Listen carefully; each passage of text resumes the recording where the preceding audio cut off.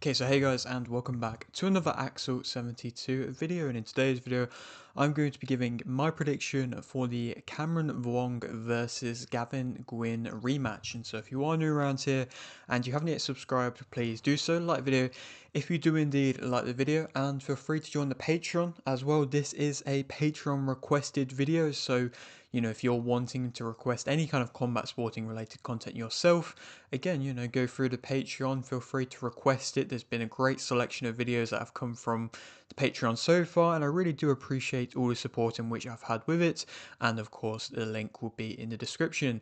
Thank you very much. Let's get straight into this one though, and this is an exciting rematch. I mean, it kind of gives off a similar type of vibe to the rematch in which we had, when this actual fight is happening, it would have been, a couple months, or at least about a month ago, actually, which was Janae Bostan versus Bilal Fawaz. It's a little bit similarly to that. Somebody in Gavin Gwynne who, to be fair, he is a bit on the older side, but he has fought at a higher level than that of Bilal Fawaz, so he's a bit less of an unknown. But he is somebody who has had to also venture into the small hall quite a lot to get opportunities, whereas somebody like a Cameron Vuong, who has instantly turned pro, again, similarly to Janae Bostan, pro with Matchroom, and, like I say, been given that opportunity and that platform pretty much instantly in their career.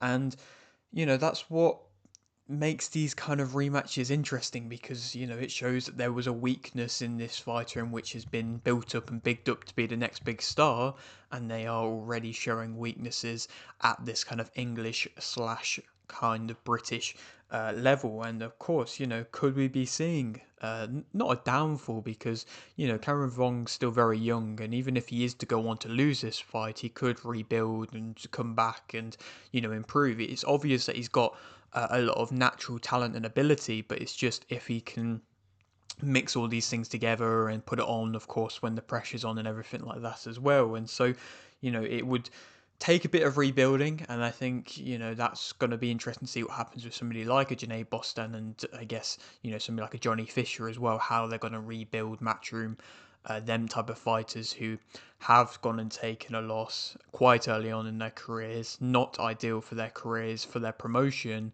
how they like gonna go back to try and get them back in line. It's probably going to be a few kind of lower level fights before we see them actually get another opportunity at a English British level type of fight.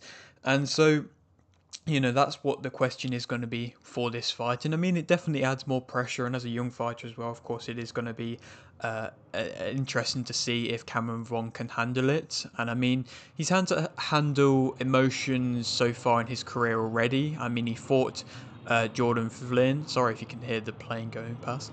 He fought Jordan Flynn, and that was quite a big kind of back and forth where there was a bit of frustration, a bit of animosity between the two of them, and it was something that was built up quite well. And then he was able to control that emotion and then go out there and get a stoppage victory, and that was a good performance from Cameron Vuong. And of course, that was the fight after the Gavin Gwynne rematch as well, which is, of course, probably one of the fights on his record that I'm sure he's not too proud of that result.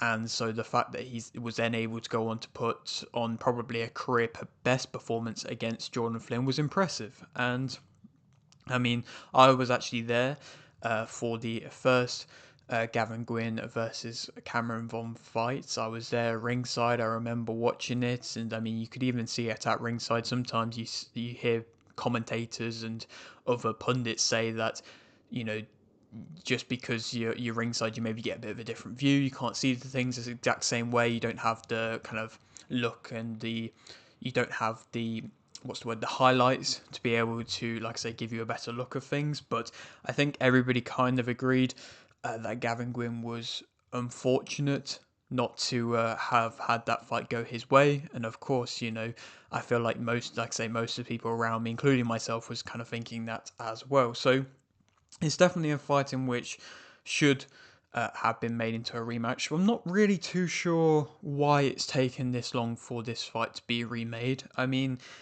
his manager and Gavin Gwynne, so his manager Leeds and then Gavin Gwynne, were very vocal on IFL and kind of platforms like that and Instagram and just socials in general to want to push and want to get the rematch done. But there just didn't really seem to be much of a want to get it done from Matchroom side. And I know it's difficult when you're an away fighter and you have technically lost to really kind of stake a claim and stake an argument, because realistically promoters can't rematch every single pretty close fight. It has to be really, really close and a bit of a controversial decision to actually warrant a rematch in a lot of these kind of higher level promoters' eyes. And I mean, when you again make the argument to the, Bilal Fawaz Janae Boston fight to this one, that was a draw, that first fight between the two of them. So it did kind of have to lead on to then go on to a rematch. Whereas this one, Cameron Vuong technically did get the decision. So I kind of had a feeling that they weren't really wanting to do the rematch and they were wanting to kind of just find a bit of another route. I mean, of course, they went for the Jordan Flynn fight. Then they went on for a bit of a tick over fight for Vuong. And I think Eddie Hearn might have realised that he isn't quite there ready just yet to take the leap onto the next stage, and he is kind of needing for his development, Cameron Vong, the likes of a Gavin Gwynne rematch, or at least in my opinion, I think he does. And yes, he got a nice performance and a nice knockout against Jordan Flynn, but it was still quite a competitive fight at times. And of course, he only went to a decision in his fight, which was, meant to be a bit of a tick over fight. So again, these kind of things I say, and of course the first fight as well. I think for a young fighter, it is best to just kind of get any kind of demons out of the way and just to get that aside. Obviously, it's risky, but I think it's good to see that they're remaking it, and it definitely is a fight that makes sense. I mean, Gwynn had a keep busy fight himself on a small hall show, and he won that convincingly. But since then, I think he actually at one point just kind of gave up the hope of actually getting the rematch. So I mean, for somebody like him who has had multiple different fights at British level. He's, I remember when he got that upset kind of win, or that kind of big win for his career against Craig Woodruff, and that was, a big moment for Gwynn's career, and that's kind of changed his career around to an extent before he ended up losing against Mark Chamberlain. But he's definitely given a lot to the sport, and he's definitely somebody who would have deserved this kind of possible last big payday, unless he wins, of course. And of course, like I say, from that first performance as well, being such a heavy underdog to really go out there and give Vong such a good test, again, it makes sense for a rematch. To speak about both fighters individually, though, Vuong as a fighter, he's somebody who, like I say, he's your typical kind of flash sharp fighter, but I think he is, naturally a bit more skilled than, some of the naturally sharper fighters in which you see that get promoted well early on. He's got a nice measuring jab that he works well off. He moves pretty well as well. Sometimes he is going back a bit in straight lines, but when he gets back to the ropes, especially in that Jordan Flynn fight, he was moving off the ropes a lot more, which was something in which I was very impressed with, because he wasn't really doing that in the back end of the Gavin Gwynne fight, and that was why he was losing rounds a lot of the time. He's fast-handed, sharp, he's got good timing. Of course, he was able to drop Jordan Flynn as well with a nicely timed kind of chopping right that dropped him. It was a nice shot. It wasn't the most powerful of shots, but he does have a good level of power as well, and like I say, a good level of timing. I think he finds his range pretty well. He's pretty accurate. He's got nice solid feints as well. I think he holds his shape well, or at least he did in that Jordan Flynn fight. In that Gwynne fight, he did kind of resort to slugging it out a bit and kind of did start to square up a bit as well, making himself a bigger target. He can walk you onto shots. He does seem to now start to circle off and reset well.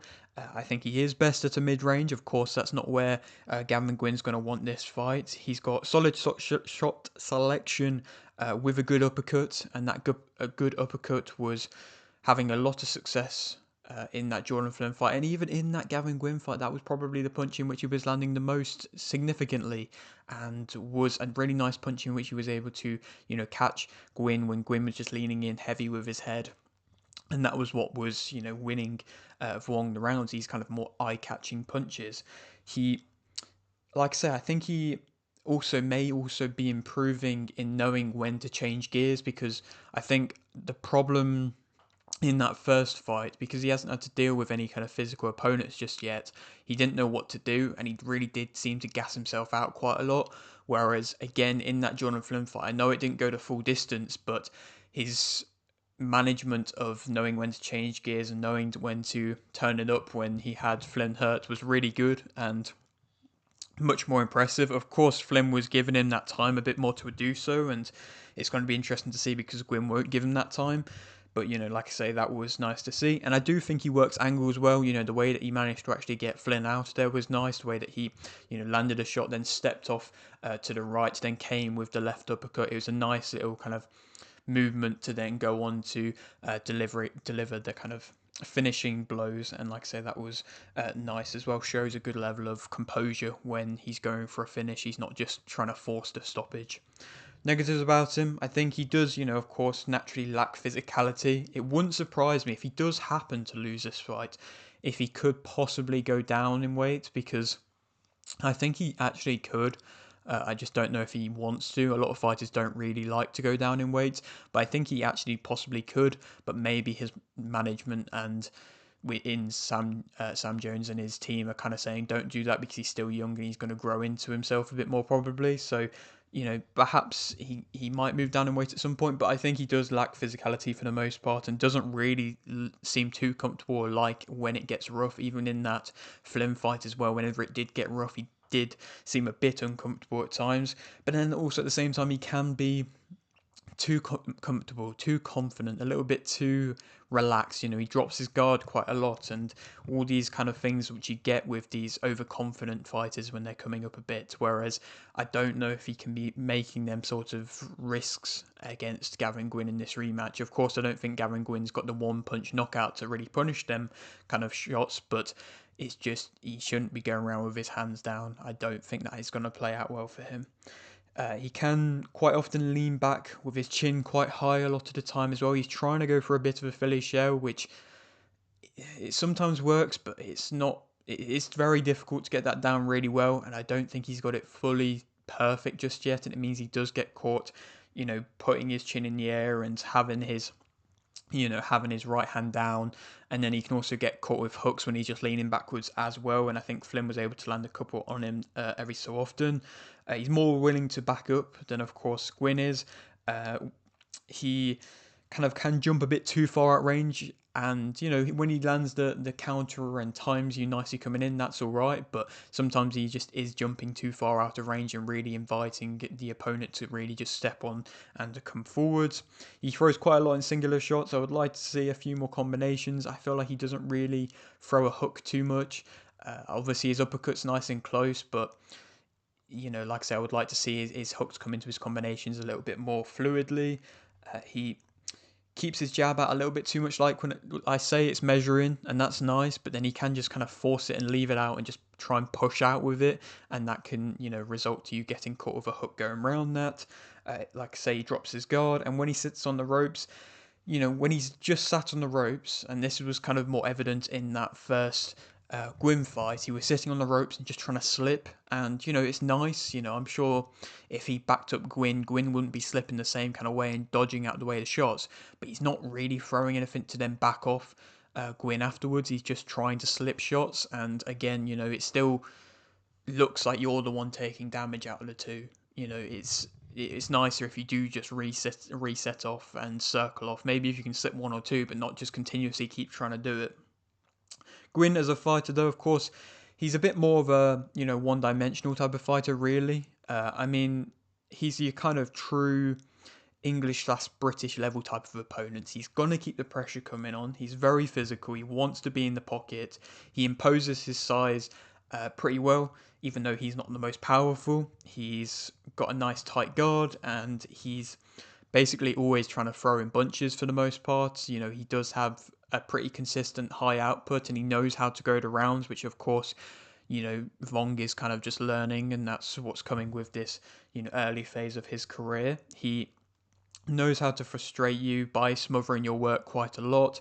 Of course, he can dig deep. Obviously, he got stopped against, I believe it was Chamberlain, and that was, a bad stoppage for him. But I do think he still has a decent chin left and does have heart. He knows how to dig deep. He stays consistent. He doesn't allow you to get into a rhythm. All these kind of frustrating, experienced tactics in which he has. He is good when he goes to the body and head. He's got, pretty decent, like say, speed in his combinations. I don't think he's a fast puncher because his reactions in general aren't that fast, but he does seem to have a little bit of kind of pit patter in his shots that can, come with a nice bit of speed, and he will work if he is. Given the respect from his opponent, if his opponent will back off, then he will just keep coming forwards, and that's of course what Vuong was doing in that first fight. Negatives about him, I think it looks like he doesn't really put as much into his shots anymore. I think he does look a little bit, not weaker, but like I say, he has a bit of a maybe hesitancy to an extent to really put a lot into his shots anymore, and it's a lot more pit pattering, which again can frustrate opponents a lot more, but it means that he's not really going to be going out there and getting any kind of stoppage, and it means you can, not really have to worry too much about if you do take a shot, because you can then respond back, and you probably will land harder and heavier and with more power than he did. He's flat-footed, he is slower, he can be made to reach, he walks onto, he leans his head in, especially onto the uppercuts. He's not got pretty much any head movement, to be honest.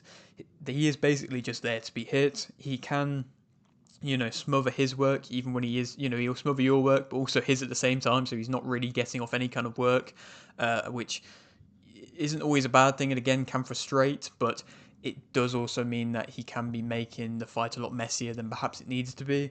But again, maybe that's his game plan. He only really is able to land with hooks, especially in that first fight. He wasn't really landing with much else other than hooks. And when he was trying to throw his jab, he wasn't extending it at all, really, and it was just kind of really made to miss quite a lot with that.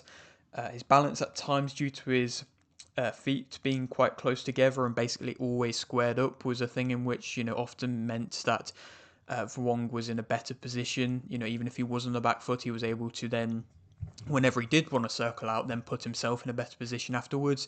And I think Vuong in this rematch, I would love to see him, like I say, really use that movement, really start to circle off, actually try and twist round and kind of spin round Gavin Gwynne at times. Yes, that is a physically difficult thing to do, and you have to know to time when to do it. But I think if Von can start doing that, that would really show a level of improvement for me. And I think he is able to do it, and I think he like I say can do it, and then start getting his own good punishment off of his own. Who do I think is going to win this fight? I think that Cameron Vuong is going to be able to win, but I think it is going to be another pretty close fight. I think it probably will be a unanimous decision or a close decision of some sort, maybe a majority decision, but I think it is going to be a pretty close fight. I think Cameron Vong's style just it isn't quite there yet to fight somebody like Gavin Gwynne and really look really good. Possibly, he could land a really nice shot catching Gwynne coming in, but if he doesn't do that, and more often than not, you don't see fighters just land that singular shot which will just get the opponent out of there. I think Gwynne has shown that he can deal with the power that Vuong poses, and then I think he will keep coming through. But like I say, if Vuong can use his better movement and his speed, and also, like I say, change gears a bit later on into the fight as well, and not just gas himself out in the early few rounds, then I think he could look good into them later rounds still, and still be able to get off the better, cleaner work whilst Gwynne is trying to make things messier still, probably still having quite a bit of success landing at times, but in the end I think Vuong will land the cleaner shots enough so to be able to win a little bit more of a convincing decision, even though it will probably still be quite a competitive fight. And then who he goes on to fight next, I mean, if it's really competitive again, maybe a trilogy, but I doubt Eddie Hearn would want to see a trilogy with Cameron Vuong and Gavin Gwynne. Ahmed Hatim, he's somebody in which I've had on the channel. I would love to see that fight. I know that Hatim's been very vocal in wanting to get Vuong to sign to fight him, and he's been going after Sam Jones to get that fight to happen. And I think the build-up for that would be really entertaining, so I really do want to see that happen. If not, maybe if Akib Fiaz, he's fighting Jordan Flynn. If Fiaz gets through Jordan Flynn, then perhaps there's another good fight there, but I know that they both have kind of more recently trained with Jamie Moore, both of them, so I don't know if they would be willing to fight each other. But like I say, that's a good British fight there. I don't think you can move Vuong on to any kind of European level after this, really, not just yet, especially if it's a close fight. But yeah, that is it for today's video. Hope you did enjoy. Like video if you did, like video, subscribe if you're new, and thanks for watching.